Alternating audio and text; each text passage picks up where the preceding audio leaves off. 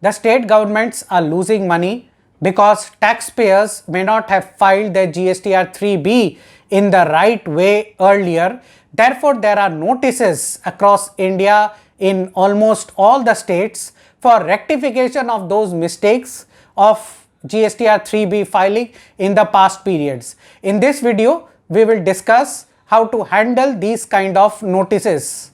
It is also very important that in case you have done such a mistake for financial year 24-25, you take the rectification actions in the return of GSTR 3B which you filed on 20th of November 2025. Therefore, we will discuss in this video also how to rectify such a mistake so as to save you from such notices going forward, and how to file GSTR 3B of November 2025. So, first up on these notices, there are two kind of notices.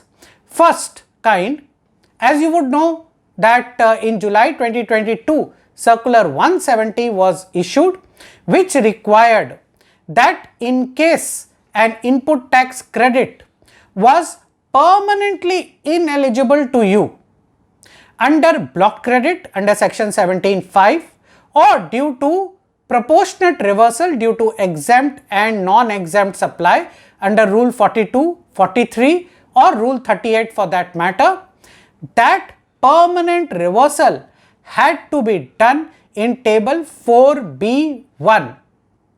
Now, in case some input tax credit was not eligible to you because it was time barred under section 16(4), or because the place of supply was not matching, that is, the place of supply in your input tax credit invoice was not equivalent to your state. In these two cases, the ineligible ITC consequent had to be disclosed in table 4D2 of GSTR 3B. So, whatever you disclosed in table 4B1 and table 4D2, that money, 50% of that would come straight to the state governments.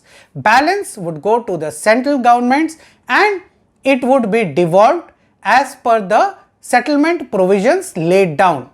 Therefore, the state governments have issued these notices that if before 2022 you have not filed the 3B as per Circular 170, then you should now disclose whatever amounts you had not disclosed in table 4D2, disclose it now. Some notices even say that all earlier permanent reversals you reclaim it in table 4A of GSTR 3B and then permanently reverse in table 4B1.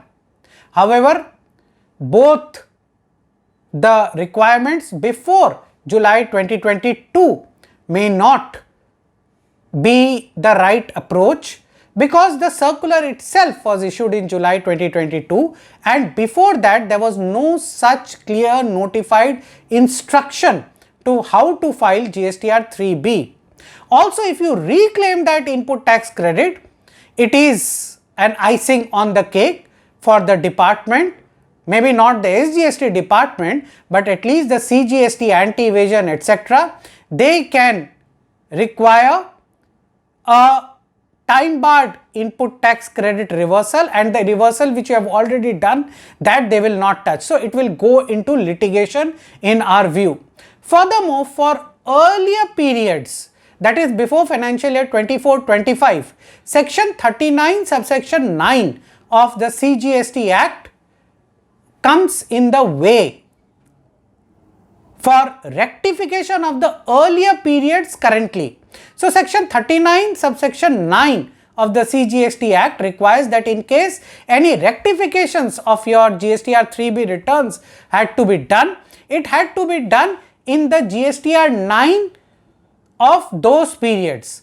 So, for financial year 23-24, you have already filed the GSTR 9. So, in our view, as per section 39(9), the time period for rectification is now over.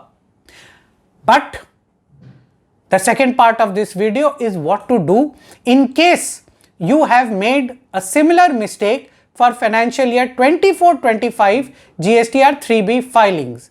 In our view, in such case, you have not permanently disclosed or reversed in table 4B1 of GSTR 3B for financial year 24-25, or you have not disclosed 16.4 or POS mismatch ITC in table 4D2. In such cases, the GSTR 3B which you will file in November 2025, by 20th of November 2025, you must make such rectifications. Whatever you have not disclosed in the past, you must disclose it correctly in GSTR 3B of November 2025, and thereafter take such rectifications to the annual return in GSTR 9 which you are going to file by 31st of December 2025 for financial year 24-25. So, November 2025 becomes an important GSTR 3B even for this. One more checkpoint I am providing to you. Please view our video on our YouTube channel which we have uploaded a few days earlier on how to file GSTR 9 for financial year 24-25. We have discussed in detail. In that, you will see we have discussed about table 8D of GSTR 9.